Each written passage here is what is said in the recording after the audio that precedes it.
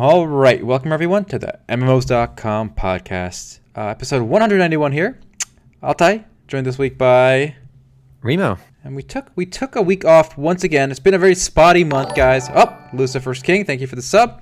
Much love. It's been a spotty month, guys. We've been traveling a lot. We had some family, issues come up, so we took care of those. And now we are back in business, back on schedule. Should be good. Back on schedule. And with that, I want to take you, Altay, to the MMOs.com website and check out the ads running on MMOs.com. Do you see those Eudemons online ads? Well, that would require me to turn up ad block. So one second. Well, you can't have ad block running on our own website. Come on, whitelist that, Altay. Whitelist it. Okay, so Eudemons actually advertising on MMOs.com. Full disclosure, they're giving us that fat stacks of cash. So you can see the ads running. And they got a nice, busty elf lady with giant knockers, big Zazonkadonks. So I want you, Altay, to click on that Zazonkadonks ads, and let's see. I want to show you something on this game, Altay. All right. All right. I'm gonna click the ad and then just paste it here. All right. Here it is. And then JK, I gotta break their homepage, not the ad link. Okay, I'm gonna go ahead and give you that link, but it's actually pretty hilarious because I have not actually seen I haven't actually looked at Eudemons in a long time. This game's been around for a long time, but I gave Altay a link to Eudemons. There's an event going on with the launch of this new expansion. They got like a new class or something. But what I want to take you to is the game's VIP club. Oh, my favorite. With the launch of the expansion, they have it looks like a new VIP club. And look at V7, Altay. Do you see V7? How much you got to spend to get 7.0? $7,999, guys. Easy spend. Yeah. Microtransactions in my ass. You got to spend $8,000 in Eudemons Online for that max level VIP. If you scroll down, Altay, you can see what you get with that kind of money. The $8,000 growth reward, if you highlight it, you get a Light of the Lord, a Legendary Army uniform pack, Sage Wukong, and King Wukong packs for spending that kind of dough. Best $8,000 I ever spent. Isn't that remarkable, boys? $8,000. Like, there are people that spend $8,000 on Eudemons Online. And with that, I want to show you what this game entails. All right, this is quite the game, Altay. I mean, I imagine most people on our stream don't even know what this game looks like. All right, this game came out I think 2006 in the West and a little bit well before that in the East. So I gave you a link to a trailer you can show off. This is Eudemons official trailer. Bit dated, but you can see what the actual graphics look like. If you scroll, like go to like 45 seconds and it starts from there. All right, let's see what we got going here. $8,000 for Eudemons VIP level 7. By the way, these guys are advertising with us, so hopefully they're not watching this. We're not really talking shit. We're just kind of talking, right? It's not really a diss at them. It's just, we're talking. This looks so much worse than mobile MMOs today. Yes, and here's the thing, but the thing is, at least in this game, you have to actually play the game. It's not like autoplay. You got to at least move around, and you kind of blow up the whole screen. Don't they have a built-in bot? I thought they had a built-in bot. Ooh, you're right. Actually, never mind. Conquer Online has built-in bot, and pretty sure this one does now too. But yeah, this is Eudemons Online, boys. $8,000 for the VIP pack. I think the expansion added a new class. I thought this game was actually surprisingly okay. It was actually I had fun with this one back in forever ago when it was free to play. Because back in 2006, not everything was free to play, and for a free to play game, I was like, hey, this is really cool, right? But for me at least, when a lot of other free to play games came out, like better high quality games, more free to play, I stopped playing Eudemons and Conquer Online. Again, both by the same developer. But it's a Chinese MMORPG as well. There aren't really that many big Chinese MMORPGs in the West anymore. But yeah, it's out there. Spend the $8,000 on this one. It is impressive that it's still out. But I got a good story now. So this game is still out despite being, over a decade old now. But at the same time, other games have not fared so well. We have a game that was very original, give us some hope here on MMOs.com, but it did not make it. And I'm talking about Worlds Adrift. This was supposed to be another one of those big survival games like Rust, but with the added sprinkle that it's open world, single shard, everyone can play together, and it's built on this magical vaporware called Spatial OS. Whoa, Spatial OS is backed by SoftBank, and they got $100 million in funding. Why is it vaporware all the time? Listen, for years now, we've been hearing about this, but every single game that uses it either drops it or nothing happens. It just goes nowhere. I don't think there's anything to Spatial OS. It's just nothing. Yeah, I mean, we've seen a lot of games advertising, our special sauce is Spatial OS, and then nothing happens and Spatial OS gets dropped. I think one of those crowdfunding games did it too. Was it Chronicles of Lyria? Chronicles of Lyria, yeah. Yeah, they gave up on Spatial OS as well. But yeah, it's rip World's Drift though. I had fun with that one, even though when I first played it, it was unbelievably laggy. It was a fun game. I mean, I don't think it really holds a candle to Rust or Ark. I think Rust is still my favorite game of that genre. But the beauty of this game was it was more like bigger servers. Yeah, and you know, it's been playable in some form of alpha now for years, but it never actually left that early access / alpha phase, and it just, I don't know, it just petered out. So I want to talk about what this means for Spatial OS, other games trying to do this kind of big, everyone plays together, magic technology thing. I think this is a huge blow to the industry, MMO industry genre. I think it shows that we don't have the technology currently required to actually allow thousands of players to play at the same time together. Well, we've seen it in PlanetSide too, where you can fit like 1,000 players in a single battlefield. It's worked. It just, I guess, Spatial OS hasn't worked in that regards. Well, right, but the special thing here apparently was that, you know, not only can you play together, but there's a lot of moving parts. You can, you know, mine and dig and fly those ships together. With the Rust model, I guess it's not going to work. Yeah. I mean, there's a new one. There's another game kind of like Rust and World's Drift coming out by Frozen Byte. It's I think Danish or Finnish studio. It's somewhere in the Nordics over there. Coming out early access end of the year, but it's another game just like this. You know, it's promising, basically survival elements, a big space exploration, but I'm not optimistic. I think Rust and Ark have that market cornered. Yeah. I think it's... I don't know. Also, another game that's shutting down this week. Maybe you haven't heard this one, or Tree of Life. Remember that? It was one of the first games we were excited about here at MMOs.com. Rest and pepperoni. Tree of Life. Also shutting down. Or I should say it's going into some kind of maintenance mode where it's basically shut down. Listen, Aika Online. Okay, Zhao Lin pointed out, Altay, if you search Google for Aika Online right now, the one thing they advertise right on their homepage, all right, Altay, is 1,000 versus 1,000 PvP, all right? But there aren't even like 100 players online in Aika, let alone 1,000 versus 1,000. So if you go to their homepage, it says right on their homepage, 1,000 versus 1,000 epic wars. There you go, Altay, 1,000 versus 1,000 in Aika. Yeah, well, somehow these older games did pull it off, you know, to some extent. It seems like most of the older games, the Castle Sieges, it's like 150, 200 players. I mean, rarely the numbers get that big. Mm-hmm. But a lot of old games did have functional PvP with Castle Sieges and whatnot. Even like Ragnarok Online with War of Imperium, like that fit a good amount of players in a single map. I still maintain, one way or another, somehow the network technology is just not keeping up with the rest of it. So we're seeing less and less players concurrently. You know, even Diablo 3. I remember when Diablo 3 came out. Oof. Okay, it was 4 players per like match or group, right? Mm-hmm. Whereas Diablo 2 was 8. And it worked. We joined servers when we were kids with 8 people in Diablo 2, and it just worked. Mm-hmm. You know, you can run around, everyone does their own thing, you can PvP, it's all fine. So why is it that Diablo 3 was 4? So I don't know. Can't you like dive and trade items in Diablo 3 anymore? No, you can't trade items. How awful is that? Well, that's separate. That's like an econ thing. It's not even like an MMO anymore, basically, boys. It's single player gaming.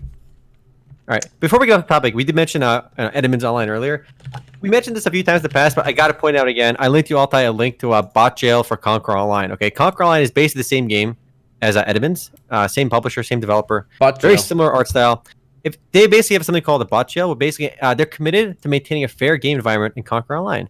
Those who have been caught using illegal programs or other rule violations, you will be put into jail. And apparently, they're very committed to maintaining a fair game environment. And in jail, if you pay 2,000 CPs, which is their premium currency, they let you out of jail. So if you get banned for cheating, you pay $20 and they let you go. The second time they catch you for cheating, you pay $50, they let you go. The third time, $100, and then they let you go. Isn't that something? And then they have the audacity to say on this page that TQ Digital is committed to maintaining a fair game environment for Conquer Online. In what world is paying for unbans a fair game environment? In Beijing. Beijing. There you go. The word fair doesn't mean the same thing to everyone, you know? So in China, just fair means paying for it. That's fair. You know, it's like a fair deal. I guess. Makes sense. Just like IRL. There you go. You get away with paying off your tickets or something. If you get caught speeding or something. Yeah, it's just a weird system. They mean a fair price. Okay, there you go. I think Altay is right. I guess it is a Chinese game, so I guess it does make sense. You know, we can't apply our Western values of fairness, and we can't apply our Western values of what constitutes a good game to what the Asians think are a good game. And with that, we should probably talk a little bit about a game that Altay and I both played this last week because we've been traveling a lot these last few weeks. Altay and I both played World of Kings. So I put up a first look video for this game already, but Altay and I have been playing a bit. So Altay, you want to talk a little about World of Kings? Sure. So this is a mobile MMO, and it's very much in the Chinese vein. and this is why you level, autoplay, level quickly, etc. But then when you hit around level 27, leveling just stops. Like it's not the max level, 60 is the max level, but it kind of stops. You got to do all this other stuff just to progress. And in that way, it reminds me a lot of Revelation Online. But the graphic style is very, very, very inspired by World of Warcraft. So it's basically a mobile WoW with kind of Revelation Online-esque progression. And it kept our interest, honestly, for like a day or two, which is more than most of these games. Yeah, I mean, I've played a lot of Chinese like mobile MMORPGs for like usually like 10, 15 minutes at a time from like, okay, this game actually sucks ass. I mean, most of these games, I'm gonna say they suck ass. World of Kings, full disclosure, I'm pretty sure they gave us like a couple $100 for covering them on MMOs.com. We put a game page up for them or something. But the game itself wasn't bad. It just like it started off good, but when you hit that wall, you hit that Revelation Online style checkbox style gameplay. Some really weird like design decisions, right? With like what you're supposed to do. And we've seen this in Revelation Online, and we've seen this in a lot of mobile MMORPGs, Chinese mobile MMORPGs specifically, where it's almost like they don't know what to do in the game, right? So these Chinese game developers, they create like this very grindy system. Okay, you log in every day, and you have all these daily quests to do, and you reach this wall of like daily quests like within a couple hours of playing the game. So in World of Kings, for example, you get 150 stamina points every day, and running a dungeon takes 10 points. So you just run a random dungeon 15 times every day. I'm not joking, guys. 15 times you're running the same easy ass dungeon 15 times in a row every single day, because you get a percentage experience for completing it. It's not like a nominal amount. You get percentage based. So everyone just keeps running these dungeons all day, and you do these side quests, and then you're done for the day. And you wait till tomorrow and you do the same thing again. Like, in what world is that fun? Like honestly, the first time I ran the dungeon, even with like some autoplay stuff, it was kind of cool. Like dodging the attacks and whatnot was really cool. But after I ran the dungeon like 25 times, what am I doing? I'm running the same crap dungeon for the 25th time. Like, why? Yeah. And another issue, the UI in these games is just not intuitive. Like the daily things, you have the checkboxes you gotta fill, right? Like you gotta do these little guild quests, you gotta do these little like these other quests, you gotta do this thing, but they're all in different menus, and you gotta like scroll, click, and it is a very convoluted UI. And it really reminds me of Revelation, because Revelation has the same issues, in my opinion. It had too many currencies, too many little things going on. You got to travel to different places. You got to kill like 500 monsters a day, but you don't actually get any experience for killing these monsters. You get these like random blue soul currency. It's a different currency. A different currency, which you feed into your artifact, which gives you a bonus. It's just not. The beauty of levels, guys, is the level, like level 1, 2, 3, 5, 10. It kind of represented how much you progressed, right? It was all kind of enmeshed in that number. So now in these kind of games, we don't have a level. You have a level, but that's you go from 1 to 27 really quick, like in like 4 hours. But then from 27 to 30 takes like 3 days. And there's actually a lot of progress being made in those 3 levels, but it's all like hidden in all these other currencies and upgrades, and it's just confusing. Why can't we just make the leveling smoother, a little slower? That's fine, but let the level represent your power and progress. It's very simple, guys in China. Figure this out. And what really kind of grinded my gears about this game too is like when you start playing early on too, you start seeing the world. Like there's a large, persistent world in the game. The game runs beautifully. Like it runs super smooth. It's got really good graphics, I think, actually for a mobile game. It's got this huge open world area you can fly around in. You can see different cities. It's ginormous and it's persistent. You can see other players running around. It feels like a world, right? But the problem is everything is autoplay. Just like Revelation Online on the PC, where you're basically clicking run here, run there, run there. Everything moves automatically, so you have no sense of where anything is. But beyond that, when you click to go somewhere for a quest, there's an icon that pops up like teleport instantly. You click on the icon, you automatically teleport to your quest location. So really, the first 4 hours of this game, 3-4 hours is spent teleporting from point A to point B. Like literally just teleporting. So you have no sense of where anything is. The world is meaningless, and it's almost like you're playing like Excel the game. You see numbers going up on Excel, and what you're doing in the game, like there's a disconnect between the world and like the gameplay and the fun. Like what am I doing? If they took this game, they took off the autoplay, and they took out the auto running. Maybe they'll tell you where the quests are. That's fine. It would appeal, I think, to Westerners a bit more, because these games don't do well outside of China. Like this game probably makes a lot of money in China, as does Crusaders of Light, as does a lot of these mobile MMORPGs. But this game, I don't get it. Like where's the game? It's autoplay. It's definitely one of the better autoplay Chinese mobile MMORPGs, but it falls in the same flaws that we've seen in Crusaders of Light and every other game like this. And it's weird because some people still like these games, I think younger people especially, they grew up playing these games. Like if maybe kids are getting into MMOs nowadays, these are their options because kids aren't playing like PC games anymore. Really, a lot of kids are playing mobile only. Like especially like if if you're growing up now, like you're gonna skip the PC, you're gonna skip the laptop and play mobile games right away. So people are playing this game instead of like WoW or Guild Wars or ESO, and they're being introduced to MMOs in this fashion. And their idea of what games are now is basically autoplay. And we were talking about in the pregame before too.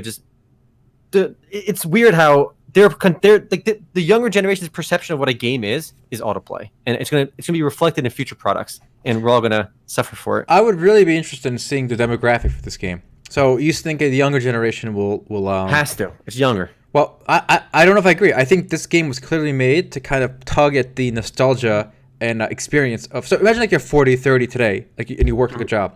You don't have time to play WoW, even the classic, even the current WoW, right? You just don't have the time. You might not even have a gaming PC anymore. On this phone, you see, okay, and you it's an MMO. Kind of when you look at the graphics, you think of your old high school days or college days playing WoW. I think that's the customer for this kind of game. Kids are playing Subway Surfer. They're not playing this. I really don't think. What the heck is Subway Surfer? You know what Subway Surfer is? No, what's Subway Surfer? What is that? It's the most downloaded game in history. What are you talking about? I've never heard of this game before. How did you not hear about Subway Surfer? Feels old, man. Anybody in chat heard about this? Everyone's heard of this. There's no way everyone's heard of this. Okay, if you heard of Subway Surfer, give me an A in chat. If you haven't, give me an N. I'm giving you an N. Never heard of this. This game is the most downloaded game in the world. How have I never heard of this? Show me. I'm watching the stream. Let's see this. I'm seeing a lot more A's, but there's a good number of N's. Okay. I'm surprised. I've never heard of this. I've never even seen a video for this. I thought maybe after I saw it, I would see it. This is the most downloaded game in history. Is it just like Temple Run, but like yes, yes. Instead of like a temple, you're running through like a train? I think Josh had put it the best. It's Temple Run, but trash. It's a very low bar, by the way. Temple Run's a low bar. Honestly, real talk, boys. Josh, Eve, and everyone. This game actually looks more engaging than like most Chinese autoplay mobile games. At least you have to like jump and like do stuff. It's not like on autoplay. Anyway, so I think this is what kids are playing. I don't think kids are playing this one. Hold on. When I say kids, I don't mean like the kids playing like Roblox or like I'm not talking like below 10. I'm talking like 13 and 12. No, I don't think they're playing this. I think the age for this is a little older. It's people who grew up, but as they were kids, they played fantasy MMOs. A lot of these, a lot of the free-to-play maybe copies of WoW and stuff. And now they no longer play PC games, and they just kind of see the graphics, they see the trailer, and they kind of get reminded of their youth. Maybe. Yeah, that's my guess. I see so much potential in these mobile games to like actually be pretty good.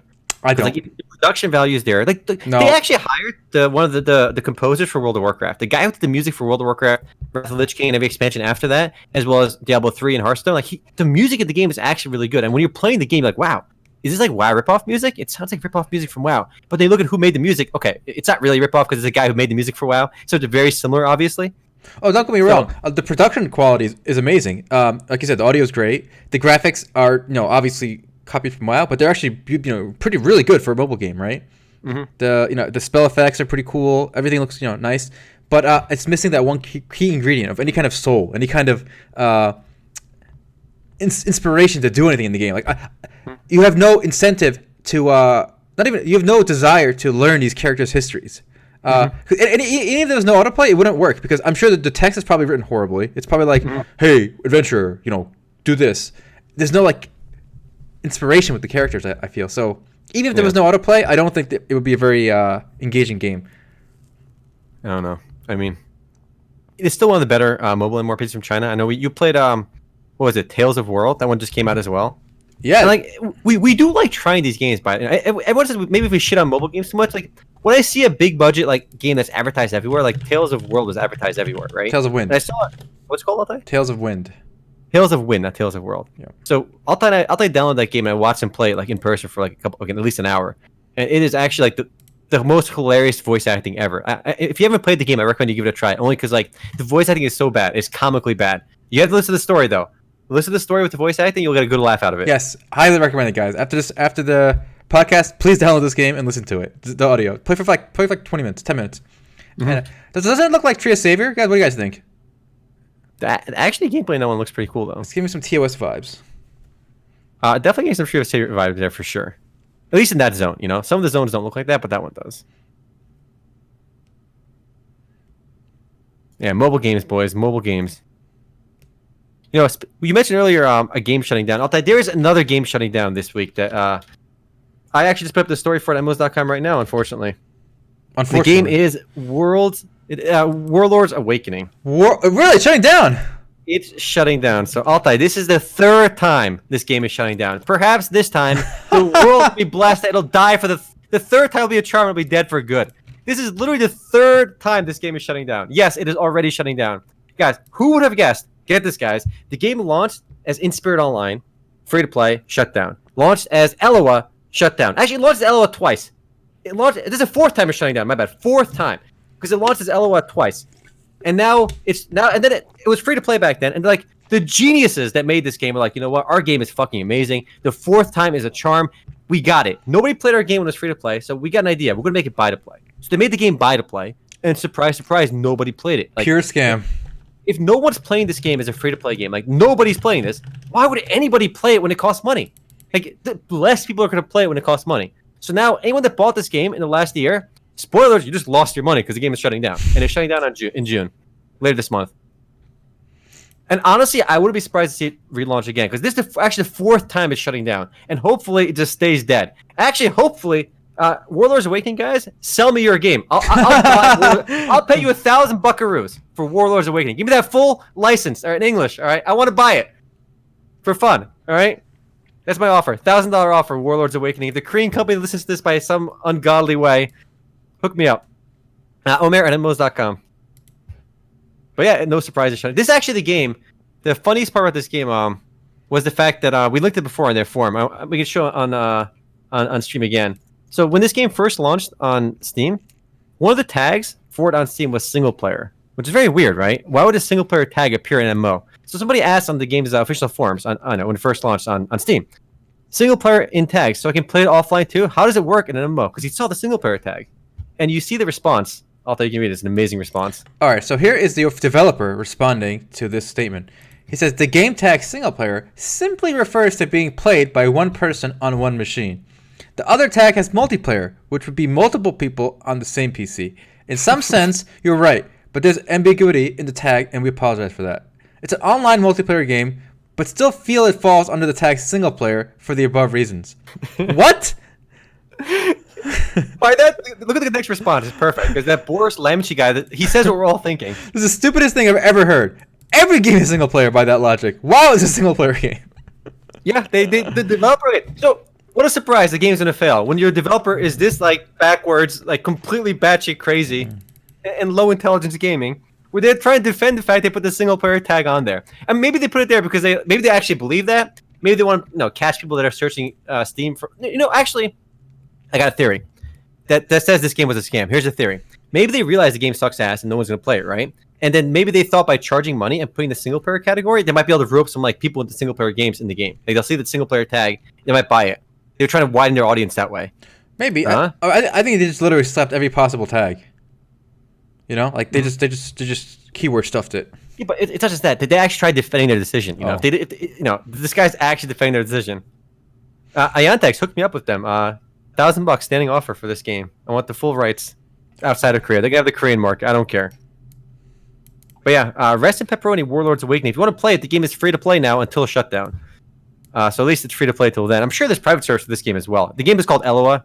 I mean, so just if you search Eloa, you'll find it. Actually, the sleaziest part about this game was they never told anybody it was a relaunch of Eloa. Like normally when you change your game's name in a relaunch, you tell people what it was called.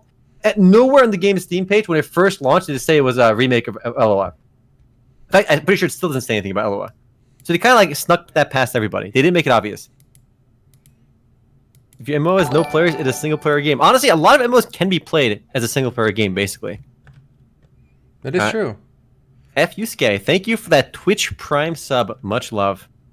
And actually, the way a lot of these mobile MMORPGs have kind of trained us, like, these games play themselves. And I feel like MMORPGs in general are becoming more and more single player. Like, a lot of people that play MMOs now, like, I see threads on MMORPG saying, like, what's a good MMORPG I can play by myself? And it's kind of sad that so many MMORPGs are basically allowing players to play by themselves. In fact, I know Final Fantasy XIV is going down this route as well with Shadowbringers. So, Altay, I don't think you know this, but they're launching something in the game called the Trust System. Let me show you a video for that. The Trust System. Yes, it's a similar system that you see in Final Fantasy XI. Essentially, you can have you can have pets in the game that can queue up with you. So just search YouTube. You can search Final Fantasy XIV. This reminds me of they did this in FF11 as well, right? You have these like companions. Mm-hmm. So what's going on right now is they did it specifically to allow players to play by themselves. So normally if you play Final Fantasy XIV and you want to do like let's say a daily leveling roulette, right, where it'll give you a random dungeon and you get like a bonus like set amount of percentage XP for doing that dungeon, right? You queue up for it, right? You queue up and you find other like-minded players and you do it together. With Final Fantasy XIV, when they added the trust system, you can choose to not queue with anybody and do it only with like your own adventure squad, like a squad of NPCs. So it's going to take away like what little like mandatory player interaction the game had. And obviously, I see some benefits of that. Of like at least you get insta queues this way. You don't have to wait for like if you're playing a DPS, queues might be a bit long. But it kind of defeats the purpose of an MMO. I think if everyone's like, it's going to be optimal play to do these with your own bots. Yes. Because it's insta queues. You're playing DPS, you don't want to wait. You can just do it instantly. Why don't you just let you bot your main character too at that point? Just watch the bots play. I don't. Yeah. You still like. It's just really weird because do you like it really takes away. Do you command the bots like a pet, or what? Do you tell them what? No, they probably play automatically, but you control your main character still, so you still have to play yourself. But the sad part is it takes away any kind of player interaction in the game, and I do feel like if I want to play a single player game, I can do that. Like with MMO, I want to at least interact with people. At least people always like talk shit like, oh my god, this guy in my dungeon was so bad. Like, but it gives you some kind of story to tell. Like that interaction you had with somebody is more meaningful than just literally auto-playing. Not auto-play, but running a solo dungeon in MMORPG. It just defeats the purpose, in my opinion. Yeah, but I think obviously the market is just following the people's desires. You can level up the trust characters too. So there's some like there's like obviously the trust has a lot to it, but like it takes away player interaction. Your Hangouts call dropped for me, Amor. If you want to maybe recall me or something. I will give you a recall there. Still excited to play Final Fantasy XIV Shadowbringers when that launches. There's a classic book on I don't know what you call this social policy called Bowling Alone. All right. I've actually never heard that. Give me the TLDR, Altay. Okay, well, it's basically discusses the ways. I think it came out early 2000s.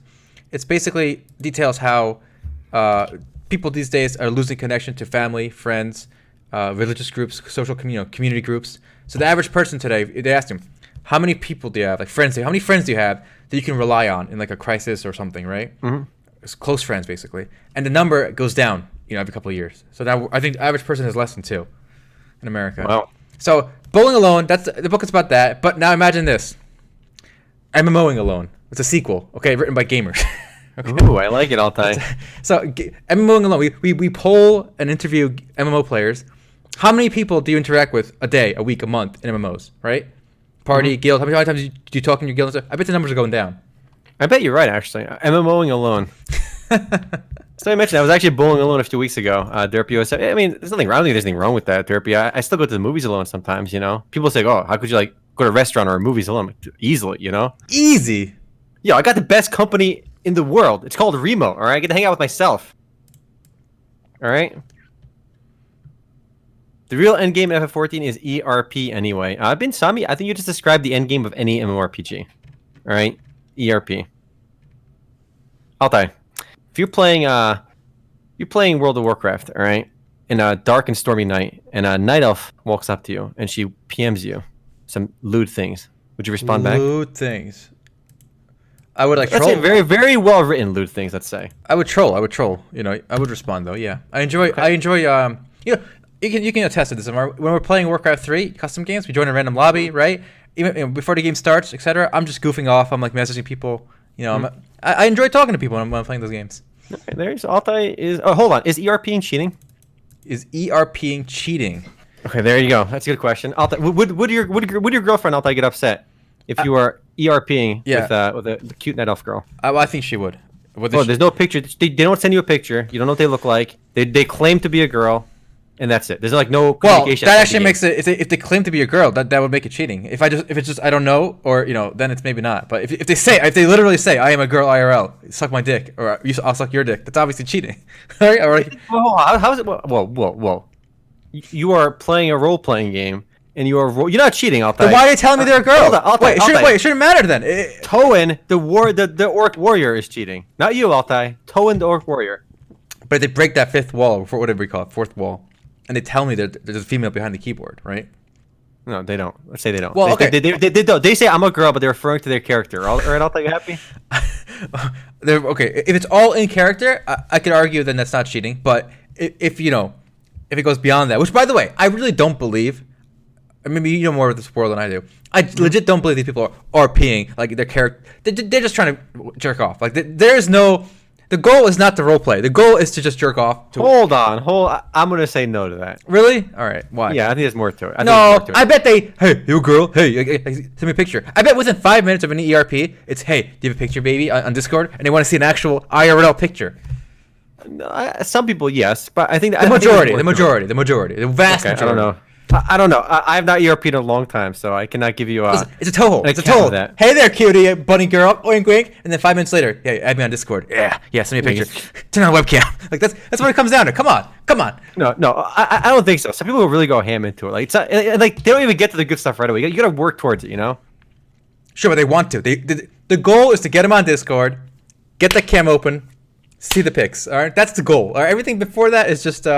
Hold on, that's not true. Very often, you don't even want to turn the cam on because, like, or picture, real whatever. Talk. Hold on, real. You don't want to see it. A lot of people don't want to see the picture because, hold on, if I got a cute cat girl in Final Fantasy 14, or a cute aura, why do I want to spoil that beautiful picture with what they actually look like in real life? Okay, I got that beautiful 10 out of 10 cat girl that looks beautiful. There's no way the picture is gonna live up to that. They could be large. They could be unattractive. I don't want to ruin my imagination. I want to keep it perfect. So you're not gonna ask guy.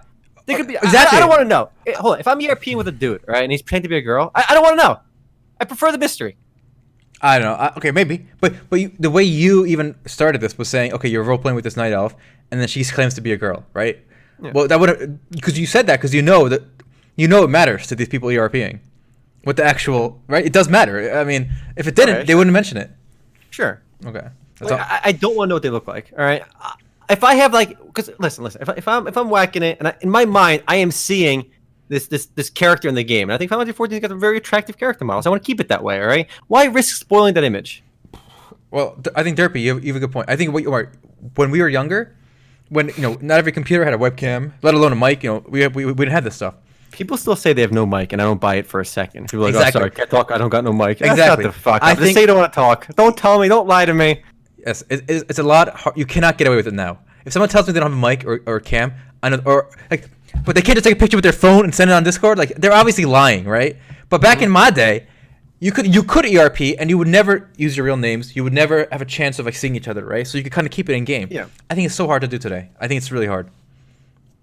Does it happen? Yeah, sure. But I think the vast majority of these ERP sessions, they want to graduate to Discord, Skype as soon as possible. I don't know. Some people, yeah, for sure. I the majority. don't know if you can paint a whole brush that way. Actually, there's a fun story. Not really fun, kind of sad. But there's a Roblox story this week, guys. Let's hear it. In the UK, here's what happened in Roblox, boys. So this mother lets her little kid play Roblox. And they have all the filters on, so there's no talk, no chat, right?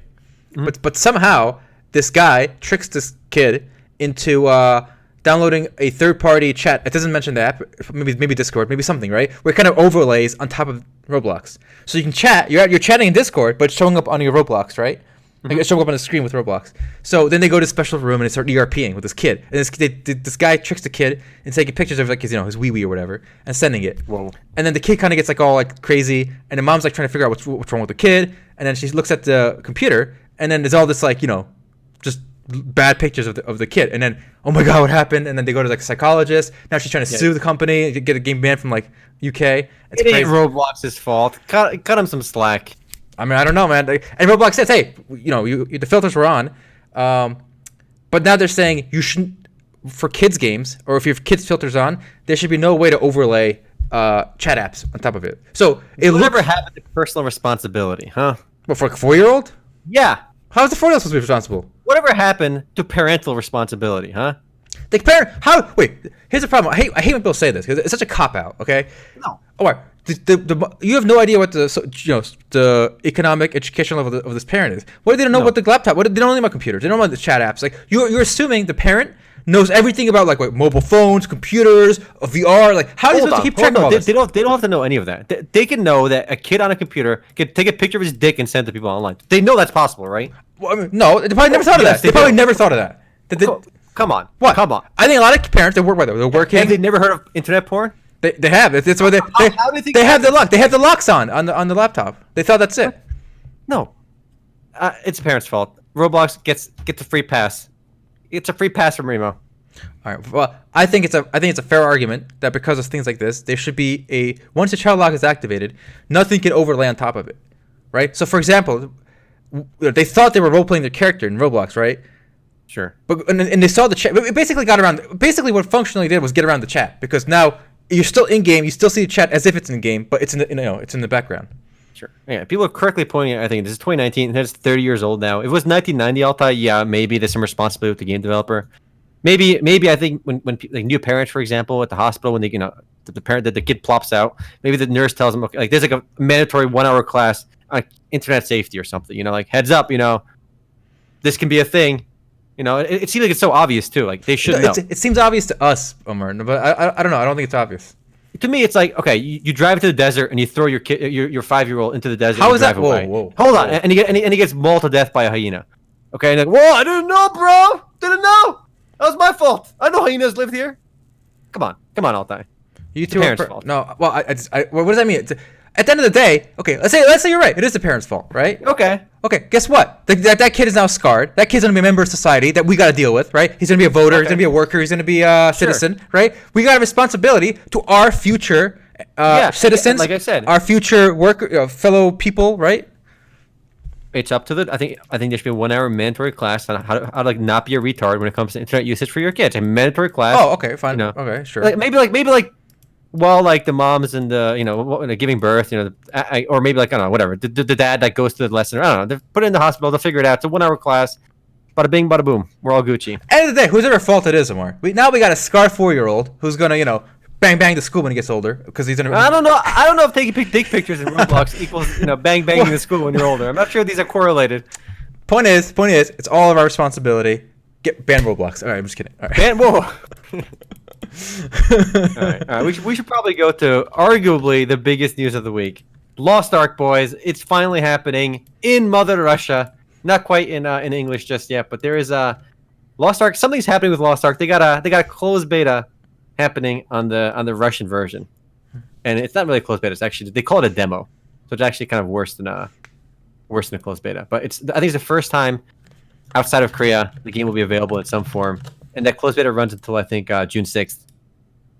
That's like the one thing everybody knows in Russian, by the way. So people have already been playing Lost Ark here in America through the Korean servers. Mm-hmm.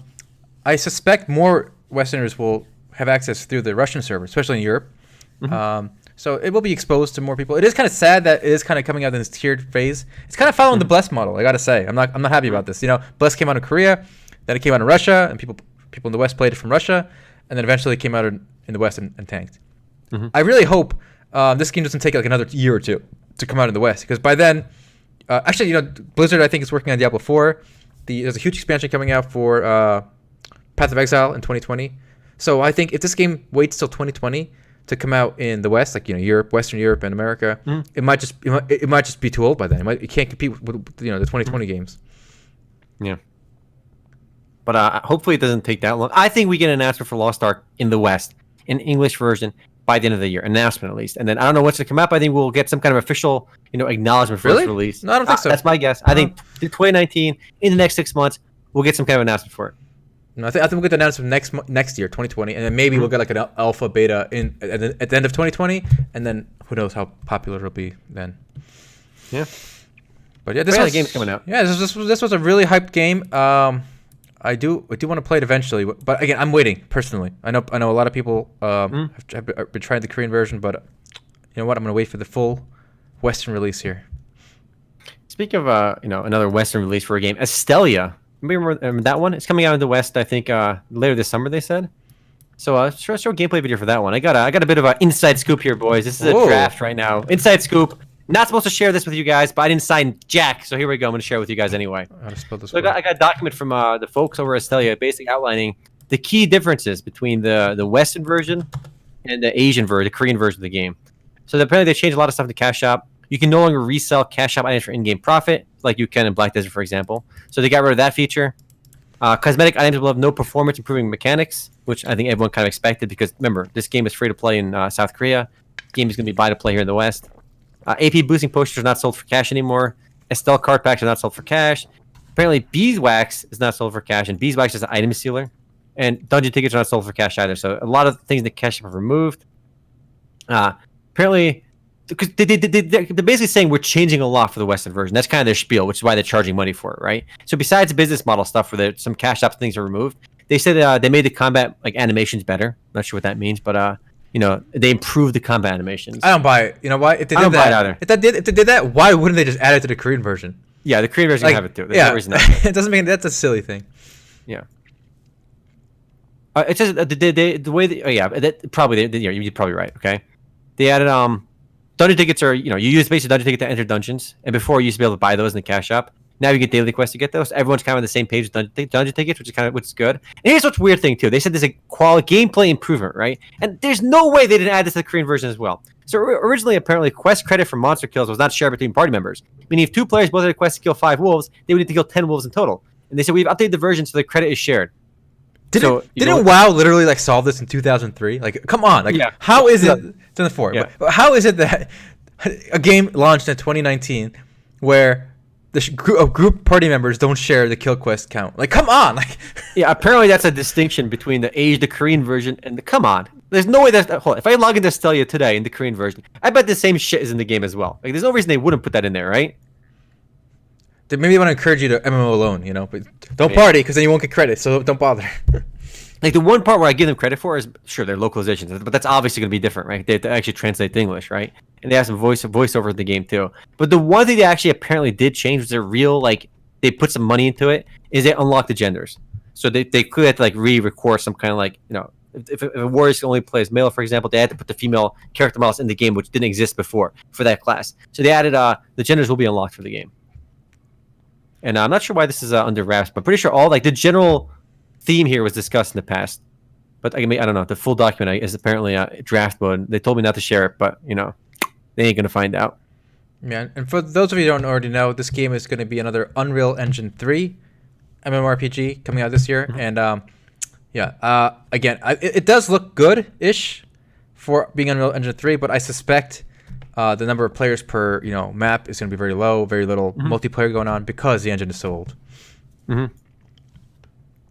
it's Astellia coming out soon, later this summer. I got a hot take, more. I'm gonna put hot take. Let's hear it. So, okay, gender lock is the most nonsense issue, and it seems to be a bigger deal here in the West than the East. Because, like you said, in the East, this game is gender lock. They don't care about gender lock. They don't care. And they don't care. And I'm gonna say, I get accused sometimes of being, sexist, etc., SJW, NTSJW, whatever. But I got no problem with gender locks. Look, if in that world in the game, sorceresses are female, like in Diablo 2. That's it. That's just the way it is. There's nothing wrong with that. It kind of adds to the roleplay. I think it adds to the world. It adds to the immersion, and that's just the way it should be. I mean, there's nothing wrong with it. I don't think anyone's saying they just don't like it. Yeah, why? What do you got a problem with it? I mean, I like it. You know what? I'm pro gender lock.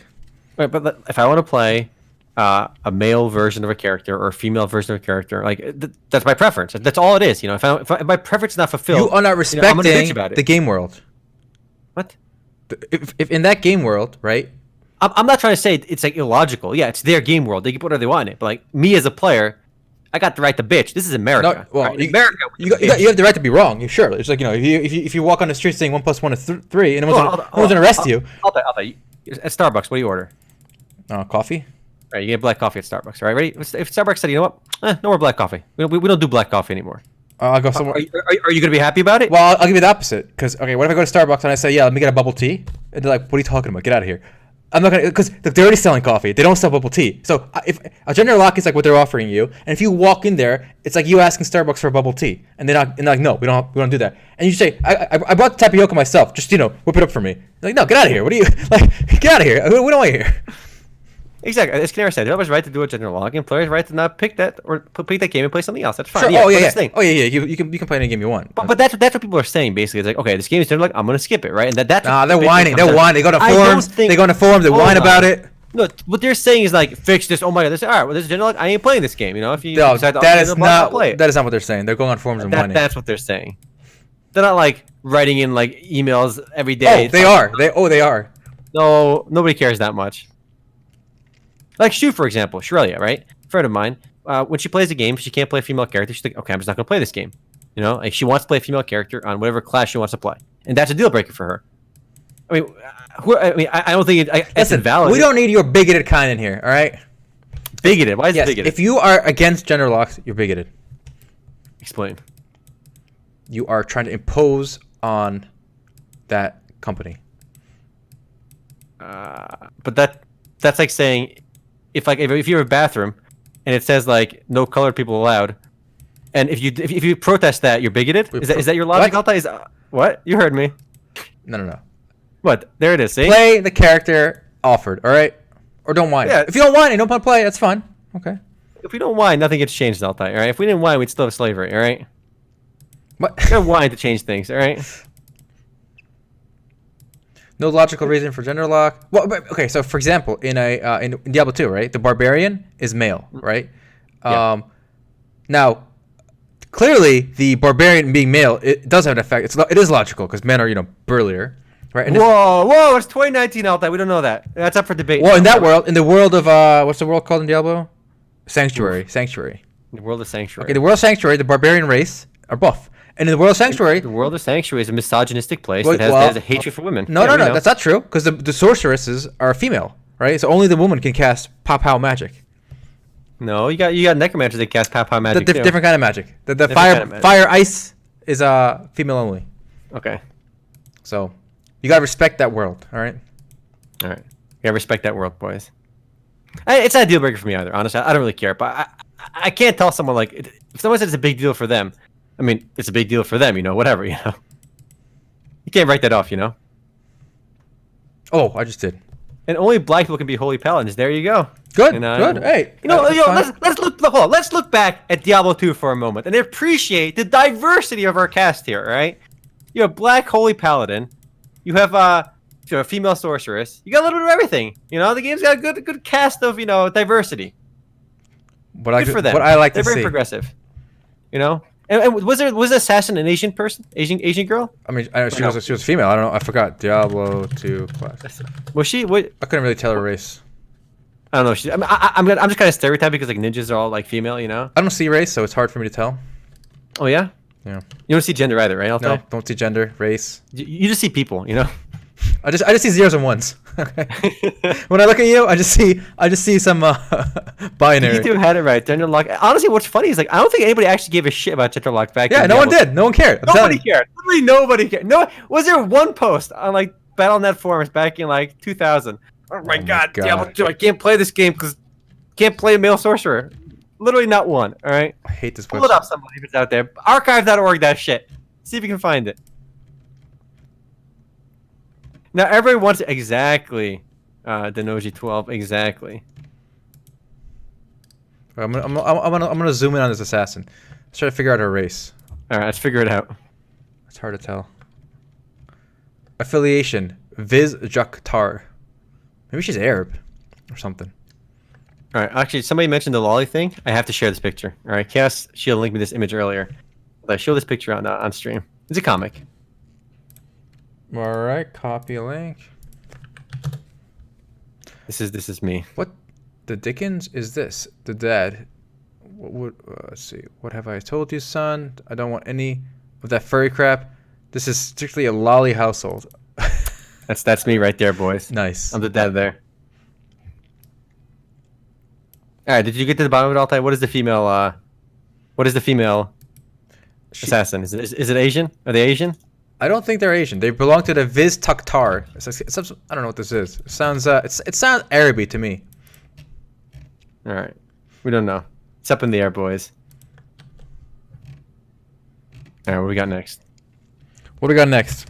We got the Pokemon Go clone. Pokemon. Oh, we got a couple of Pokemon Go clones, guys. So there's more than one. Oh, there are. You'd be surprised how many Pokemon Go clones there are, baby. So which one? You start with one. I'll one up you. All right, Square Enix, boys. Square Enix announced apparently like a couple days ago that they're making their own Pokemon Go clone, and it's quite literally a Pokemon Go clone. It's called Dragon Quest Walk. Check the bad boy out. Right, I dropped it in Twitch chat by accident, but this game looks just like Pokemon Go. You run around collecting characters, and what's remarkable is just how powerful this Pokemon Go like knockoff potential is, right? So the day they announced this, Square Enix stock went up 7%. Right? So 7% increase in Square Enix stock is enough to add $250 million to the value of Square Enix. The company is $250 million more valuable when they announced a Pokemon Go clone. And it's exactly that, a Pokemon Go clone.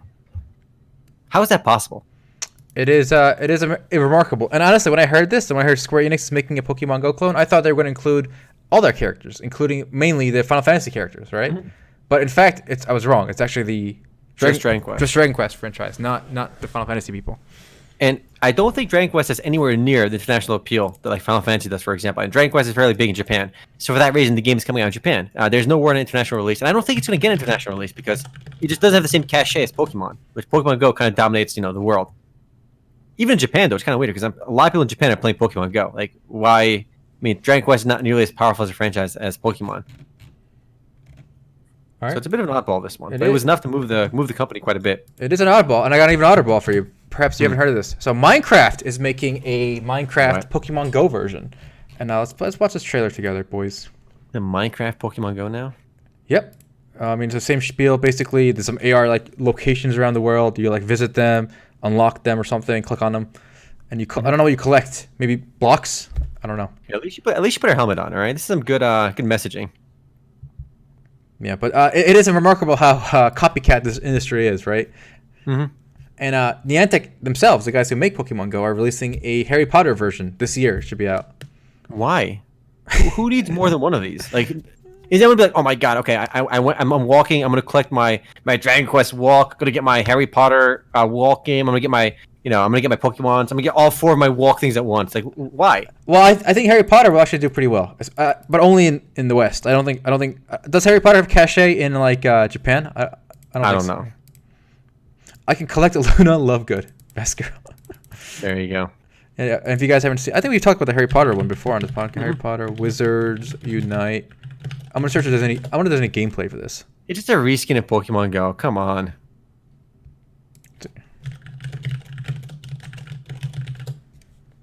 Just a reskin Pokemon Go. Ain't nobody got this.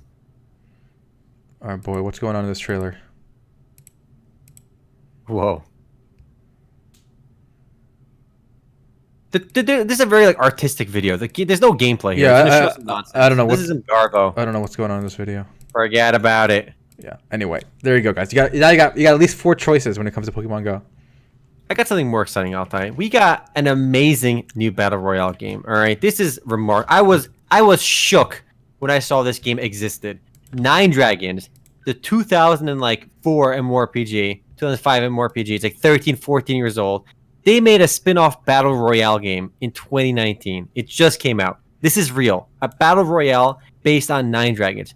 If you even know what 9 Dragons is, good for you. All right, this game is old as fuck. But wow, why is this a thing? Why is this playable? I made a video. It's pretty janky. Only 20-something players per map, which kind of makes no sense because the maps are really big. This is like proof that we're in a bubble for battle royale. Remember, like a couple years ago, every company, every franchise making a MOBA. Like, everyone was making a MOBA. There were so many MOBAs coming out, and they were all failing. Now there's so many battle royale games coming out that even 9 Dragons made their own game for this, and it's really, really weird. If you skip ahead in the video, you can see just like when some action starts happening. It's a very janky gameplay. I want you to explain to people the drops, the airdrops. Yeah, so like you're playing PUBG. There's an airdrop, right? But if you're playing this game, I think you skip ahead to show the character in the game. But in this game, instead of an airdrop, it says a mysterious girl is spawning. So instead of airdrop, it's a mysterious girl. And then they appear on the map, this icon of a girl. And when you find a mysterious girl, it's like this like booby girl walking around. And you can talk to her. And like when you talk to her, she goes like, "Hi, how are you?" or something. And she literally disappears. And in her place is like 5 like items that drop on the floor. That's like the equivalent of an airdrop in 9 Dragons Kung Fu Arena. It's just really weird. Like, what was wrong with the airdrop system? Or like, it's just weird that they just turn to these items.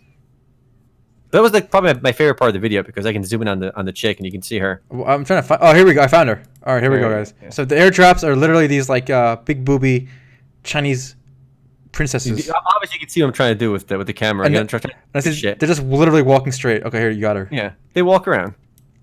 The mysterious lady. It's an airdrop. Interacting with mysterious lady. Boom. There she goes. She have 3 books for you. Read up. There you go. Just 3 books from her. But that's the airdrops. You pick up the loot, and then there's 2 of them on the map, and the map is insanely big, which is kind of weird for a game with 20+ players in it. So it was a really weird experience, and I actually ended up winning the game. I'm not sure if I'm playing against actual players or bots. The names were like no, they had like real player-ish names, so I don't know for sure. But like I don't know. It could have went either way. Yeah, there are currently 45 people playing this game online on Steam right now. Yeah, it's honestly like, if you want to know what bad map design is, I recommend playing this game because like, there are little details you don't really appreciate when playing like Fortnite or PUBG, for example, right? So you keep in the map on that screen. There's like these 2 bridges, right? You can see the bridges. Like while you're trying to cross one of the bridges, there's like an alternative path that's kind of like away from the bridge, right? And it goes for like 3 minutes down. So you're going down this path on the side of the bridge for 3 minutes in one direction, and when you get to the end, there's nothing. It's a wall. You have to turn back around and run back for 3 minutes. Like why would they put that in the game? It's like this like little like trap where you just walk in there, you wasted your time for 3 minutes, you got to turn back around for 3 more minutes. It just seems like this whole map was put together with very little thought, and you don't really appreciate map design until you see a really bad map. Because I think you realize when you're playing Fortnite or PUBG, okay, like you may not love the map, but it just works, right? There's no obvious big flaws with it the way there is in this game. And it's only when you see a really, really bad map do you realize what the problem is. So you can see in the video right now, I am wrecking this guy from a distance. I don't think you realize what the hell's going on. And that's a good point, though. I think, especially for like, if you're interested in game design, it's important to play bad games to see where they went wrong and how they fell into it. Because clearly they're trying, right? They weren't trying to make a bad game on purpose. So see where they went wrong. It's important to play these dukers once in a while. It's a pretty spicy fight right here, Altay. Look at this. The 2 guys were ganking that dude. Okay, the combat is basically just mashing left click. So I tried to block earlier. It didn't do anything. The defense key, your character puts their shield up, and nothing happens. It just looks like you're just trading blows. Like you're literally taking turns. Yeah, we're taking turns auto-attacking. Yeah. Look at that victory, boys. Easy. It also feels like you're not controlling a character, but like a vehicle, because like you're turning like a motorcycle. Like yeah, it's bizarre. It's like I don't know. I'm never gonna play this game again, by the way, obviously. But like, if you want to see a bad game, give it a try. A ringing endorsement. Yeah, we do. We keep our videos pretty legit. All right, if a game sucks, I actually enjoy playing bad games more. So I might do like more mobile game videos, only because I like playing bad games and I like shitting on bad games. And it's fun to shit on bad games. I do want to do more first look videos for like PC games, but the thing is like, there really aren't that many more PC games. As new PC MMOs come out, I'm going to do first looks for them, but there just aren't that many the way there are for all these mobile games. Like every week there's like a big mobile game coming out. So. I want more PC games, but I'd rather play PC games, but there's nothing coming out. 1v2? No, it's more like, one guy got ganked, and then I killed the guy remaining over there. Yeah, so there's like a tier 1 sword, tier 2, tier 3. There's 3 tiers of weapons, and you get 2 weapons at once, and you get like 2 skills at once. They're different tiers as well. This game is pretty iffy. I miss the good old days, Venoxian. Same. We had a new game coming out every week. And there's a reason. My character name is Remo. I actually had to make it Remo Tay. But Remo Tay was a forbidden word. So apparently it was it called the filter for curse words. So Remo Tay was not allowed, but Remo was. So I'm curious what part of it got caught in the filter. Doesn't really make any sense. Right? Mote, Ote. None of these are curse words, but it got caught in the filter. No, but I went with Remo, and Remo was allowed, but Remo Tay wasn't. So emo was in Remo, right? So the name is allowed, but Remo Tay was not allowed, which is why I was a little confused. But who knows? You got anything else out there? Well, there's a loot box related thing going on. All right, let's talk about loot boxes. So Google is now going to require all games in the Google Play Store to have the odds for all the loot box items. Listed. I approve. This is a big win for players. Yes, this is actually a law in China. The government did it for many years. Here in the West, we are now getting it, privately from the companies. But I do suspect they are kind of preempting. I think Google realizes that this is now in the air. So I think they're preempting legislation and doing it because they know it's in the pipeline, right? Mm-hmm. So that's a question. So going forward, we'll see all the loot box rates for everything on Google Play, right? Do you know when the date is for that? No, I don't have the details. And now the question is, will they have to be in game, or will it just be good enough to have it on their website, or maybe the Play Store page? You know, like some kind of hidden thing at the bottom. I don't know. Hopefully, it'll just be right there in the game. I think it'd be really good for players. I don't think it's gonna discourage players from spending money though. Is a thing. Like I don't know why they were so hesitant to put it there before. I don't think like if anything, it might make you like want to spend more money because like if you get like a really 1% item, it'll be more special this way, you know. So I don't know. I don't think it's gonna like reduce player spending. If that makes sense. Yeah, I might. Why not? I mean, it is good though. I think the main thing is the players should have information. We should all know what we're buying, what we're getting, and then we can make a more informed decision. But you could never actually know what you're buying in a loot box. There's always the percentages on what you want, you know. Sure, but I think people seeing the percentages will help. Mm-hmm. I prefer the Eudemons system. All right, you don't have a loot box. You just spend $8,000 to get VIP level 7. All right, that's what you got to do. All right. Yeah. Hey, at least they publish it. You know, you can see it. Yeah, 7,000. That's there is. You know, there's somebody out there, Altay, that spends $7,000 on Eudemons online. You know, I bet there are multiple people that spend $7,000. Pretty crazy. We live in quite the world. We do indeed. I got a game trailer. You want to watch? Sure. Put it on. I love. Have you heard of Rocket Arena? It's that new 3v3 shooter, I think. It's a Nexon. Yeah, it's by Nexon. Yeah. I do want to see more simple, quick arena shooters like this, right? But I don't know if this is the one, boys. I don't know. That's a good point. Lost Kitty has actually made a really good point. That never helps. Do people even care about the calories at fast food joints? I personally do. I think it matters. I think it matters. I think if people see it, they do care. Do you think? Don't you think aren't Americans still gaining weight since those came into effect? That's a good question. We should look it up. But I do know the child obesity rates have kind of plateaued. Like they stopped going up. All right. So I think it does help. Now I do think it should be more visible. A lot of them hide it. It should be literally the same text size as the name of the product and the price. So in a menu, it should be like, literally like, a cheesecake, $4.99, 800 calories, whatever. It should be all. That's the thing. I feel like if you could see when you're at the Cheesecake Factory, boys, and it tells you right on the menu, one slice of cheesecake, like 1,400 calories. Who's gonna buy that cheesecake? Like, come on. Like, I love cheesecake, guys, but if it's staring me in the face, 1,400 calories, that's like half my daily calories in one cheesecake. Fuck that. And then, some people obviously would still just devour it. That's fine. But I think, for those trying to make... Okay, here, I'll give you a good example, guys. I like Popeyes, right? I just used to get like the 9 or 11 piece fried chicken. It's big old serving of chicken.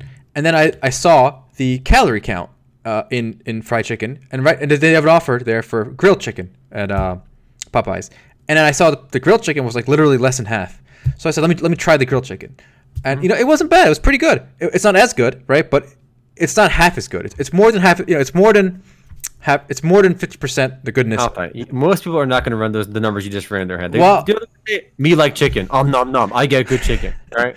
Well, you know what? I'm now getting the grilled chicken at Popeyes, and it's because I saw the calories. I like that Ash though. He goes, if I saw a burger with 5,000 calories, like holy shit, and I devour that burger. If anything, like. Yeah, this has like 3,000 calories. It must be fucking delicious. Let me get that. Let me get 2 of them. More flavor per kcal. Keto all the way. I think keto it works if you can pull it off, but it takes too much discipline. There's too many temptations in this world. As that is a foreign concept to me. I know people on the other end where they can't eat enough, right? They have a calorie deficit, right? Just naturally, they just don't like eating. So it's a bunch of weird people. You guys like aliens. How do you not like eating? If I could just eat what I wanted, I would just eat like 8,000 calories a day at least. Same. Eating is like probably the most like one of the best joys of life. After like on par with like porn. Thoughts? Wow. Best joys of life. Dude, listen. Like the top 3 things to do. Okay. There's top 3 reasons to live. Remo's top 3 IRL things to do. Number 1, play video games. Okay. 2. Number 2, cocaine. Eat. Then 3, porn. I'm not. Alcohol, drugs. Not excited for it. Right. Give me those are my top 3. All right. I get those 3 taken care of. I'm good. All right. But have you tried cocaine? I have not tried cocaine. For gambling. Before gambling, yeah, I'm with you on that one. Gambling is fun as fuck too. So that's number 4. That's kind of up there with video games. Video games and gambling are kind of the same. All right. Heroin is the shit. Nice, straight laced. This food, all this fast food and stuff, it's basically like putting crack in our water. You know, we gotta control this one day. One day, not this day. Not this day. One day. All right, I got one more small thing. We've been talking about Honor of Kings and Arena of Valor quite a bit here on the stream, but the game is not doing so well in the West apparently. Arena of Valor is basically, we put up an article on MMOs.com. There's a big expose. I'm not sure. Call it a big article on Reuters about Arena of Valor. Basically, Tencent is giving up on the game in the West. It just has not achieved the success it has achieved in China and Southeast Asia. I think in China the game has 55 million daily active or monthly active daily active users, or monthly active, one of those. And in the West, it only has 200,000 or 150,000. So it's doing so well in China, but it just has not caught up here in the West. And the game in Southeast Asia has got 14 million, I think, monthly active users. So it's doing really well in China, really well in Southeast Asia. But Americans are just not interested in playing good mobile games. You know, we want to play shitty mobile games. They're like mobile strategy games. That's our jam. Americans love playing, you know, casual mobile games and pay to win mobile strategy games. That's it. You know, the new HBO, you know, mobile strategy game, that nonsense. People like that crap. But Arena of Valor, I still maintain, is definitely one of the better mobile games, or any mobile. I mean, there's a few of them, Vainglory as well. But apparently Vainglory is doing even worse. The numbers on that one were down quite a bit. I think people in the West realize that if you're gonna play like a serious game, okay, here's the distinction I'll make: a live action game, right? Mm-hmm. So when you gotta actually move around in real time, you're not gonna do it on mobile. Okay, you're just not. You're gonna do it on your console or your PC. So that's why games like those strategy games are not real action. They're not like live action. They're timed, right? Mm-hmm. And you know, Candy Crush, those kind of games, you can play those at your leisure on the phone. It's not like, you know, you got to keep moving. You can't put it down. Those games aren't doing well in the West, whereas in Asia, for whatever reason, they've made the total switch to mobile for everything, like action, shooter, RPG, everything. So I looked through an article at Sensor Tower. It shows apparently Mobile Legends U.S. revenue grew 33%. They made $5.8 million last month. So the most popular of these mobile games, like League clones in the West, is a game called Mobile Legends. And this was in the news, I think, a year or so ago. We covered it back then. And Riot Games ended up suing these guys because of, I linked you the actual lawsuit. Okay, so Riot Games sued these guys about a year and a half ago for copyright infringement, right? So the actual lawsuit itself, if you look at it, it's pretty interesting because it shows you just how much the game is copied. So if you look at these pictures again, like if you scroll down to page 8, for example, it describes Annie in League of Legends, and it shows you Emily from the game, you know, from this game over here, Mobile Legends, right? Nice. So look at the pictures, the Riot versus you know, the infringing content versus the original content. Like, it's so obviously ripped off. Yeah. Even like if you look at Garen, look at the Mobile Legends like page. It's basically Garen on page 11. It's actually so painfully stolen. It should be worth noting that I think one of the reasons Tencent gave up on Arena of Valor in the West is because they decided finally, and they coaxed Riot into this. They're actually making an official League of Legends and mobile version now. Mm-hmm. So I think that will be their flagship in the West, League of Legends mobile. Because since obviously Arena of Valor hasn't taken off, they're going to give up on that. League of Legends mobile will be in the West, and I think Arena of Valor or Honor of Kings will just continue doing its thing in the East. Mm-hmm. So I love this lawsuit because if you scroll down to like all the way to the exhibit page, like page 27, page 28, you can see just how all the knockoff versions of their characters from these games. And my favorite is Misfortune and Jolie. It's so like cringe. Look at page 30. It's so obviously stolen. Page 30 and page 31 are my favorites. Lux and Karna and Misfortune and Jolie. Like Bullet Time is Misfortune's ability. Jolie's ability in Mobile Legends is called Shooting Frenzy. It's Shooting Frenzy. It's the same thing. Instead of Make It Rain, Barrage Fire.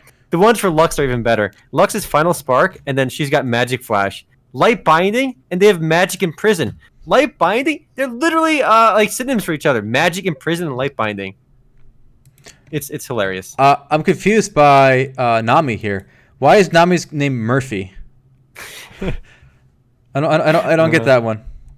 You got Raging Sea versus Tidal Wave. So interestingly, Riot actually won this lawsuit, right? So what they did was they had to change the character, like the ability names and some of the character models. So they did change it in the game, and they also had to pay Riot like $2 million for the lawsuit. But like this game makes $6 million a month now, so $6 million a month. They had to pay out $2 million. Ain't no biggie, and they changed a few things around.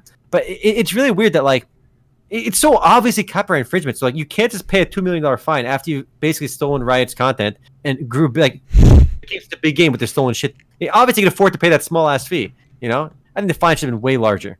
I love this Wukong one. So Wukong is called Monk Sun, and his Nimbus strike is translated to King Kong Defense. King Kong Defense. Nice. I think they're mixing their monkeys here. Like Ziggs and Watson. So it just oh my, there's such like, this is so shameful. Like, this is the Chinese mentality. It's so shameful what they do. This Pantheon of Spartacus. You know what? I'll give him a pass. Like, even Pantheon's kind of a generic character, so like, you know, ain't nothing special there. But like Leona and Sealy, Solar Flare became Solar Punishment. Shield of Daybreak became Shield Bash. You know, these are the same things. I don't know. I think if you do this level of blatant infringement, like, I don't think League of Legends owns the copyright to the art style, right, or the game modes. Like, that's obviously anyone can do. But when you show this level of disregard for like the actual character, like for the actual copyrighted content, the character designs themselves and their abilities, like, this is not this shows like bad faith. They should get injunction against. They should be banned from America. Right? Ban these knockoff Chinese games if they're gonna be this level of, you know, theft. Right, okay, and yet these are the kind of people that Blizzard is giving their IP to.